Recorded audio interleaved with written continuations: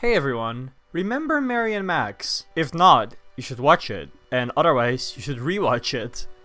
In the film Mary and Max, our main character, I guess, Max, gets a letter from our other main character, Mary, and his reaction is one I find kind of relatable. He reads Mary's letter several times before getting a good grasp on it, then he gets an anxiety attack, and then only after staring out the window for I don't know how long, he starts writing all his thoughts down in one go. Now, this is not to say that I got an anxiety attack from watching Memoir of A Snail, but the thought process is similar. This movie is one that defies critical thought for me, or I guess even coherent thought, as you might have noticed already. It is a pure bundle of charm and effortless emotional investment, and I have been going back and forth in my mind between a 9 or a 10 out of 10 for it, even though critically I'm not sure if this is some groundbreaking masterpiece. But I digress. I was moved in a way I haven't been for a while, so I need to express those thoughts honestly,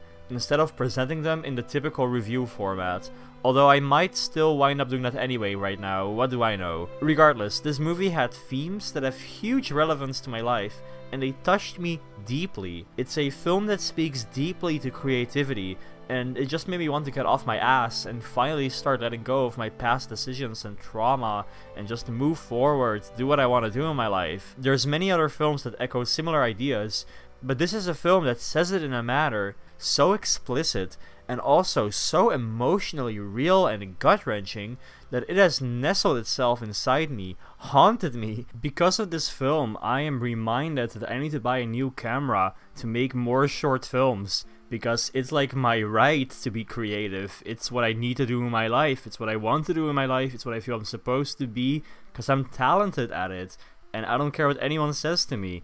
And yeah, this is the film that really made it clear to me, and I don't want to spoil how, but it's powerful. This movie made me cry fucking constantly, and that's not hyperbole.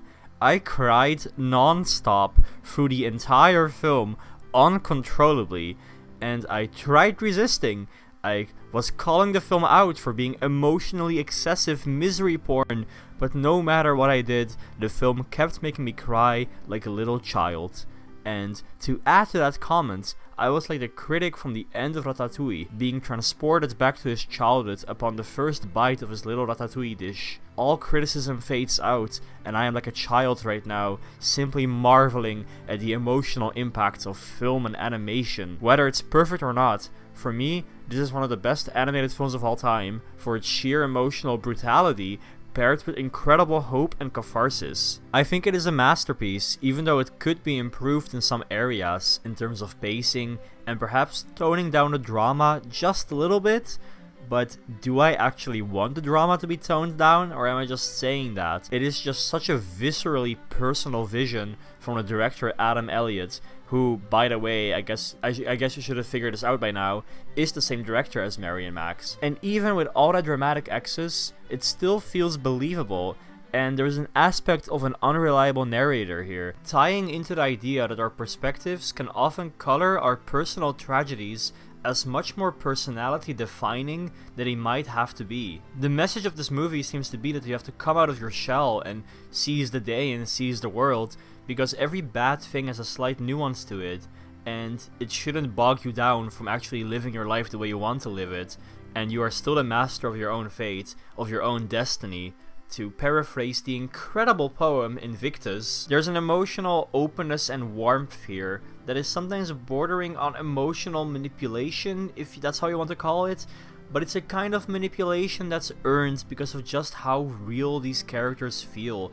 They are so cute, and it's like they're trying to make us feel bad for them, but they are also so human and so recognizable, even in all this cartoonish, ugly cuteness. There's this feeling also that we're watching an actual autobiography of sorts, and when it gets at its most tragic, we still get a sense of hope alongside it, and we believe in everything we're told because of its very, very subjective point of view that is inherently relatable. because we're humans, and this is a very human film. I want to keep this review short, as more of an emotional recommendation than anything else, so please just watch it. I tried fighting against the emotions of this film, but ultimately I had to give myself over, and I just had to sit there crying every few minutes in silence at this simultaneously bleak and hopeful story about the human experience, about how even the biggest warts don't have to tear you down. I love this movie, and I hope you do too. Thanks for watching. I don't know if this is a 9 or a 10. Let's just give it a fucking 10 out of 10, why don't we?